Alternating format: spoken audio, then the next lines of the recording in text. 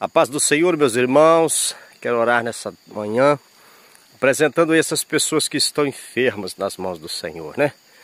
Senhor, meu Deus e meu Pai, em o nome de Jesus, aqui estamos uma vez mais na Tua presença, Senhor, orando pela vida dessas pessoas que se encontram enfermas, que precisam, meu Deus, de um milagre, de uma cura especial. E esta só pode vir da parte do Senhor, que é um Deus fiel, tremendo e poderoso, que tem todo o poder nas Tuas mãos, para estar agindo em favor destas vidas. Pai, eu te peço agora, em o nome de Jesus, visita cada uma delas, Pai. E onde houver enfermidade, que o Senhor possa colocar as Tuas mãos santas e poderosas e repreender esse mal. É desde o alto da cabeça até a planta dos pés que eu vou ordenando.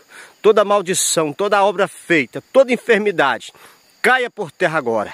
Em o nome de Jesus, eu glorifico o Teu nome, Senhor, e te agradeço.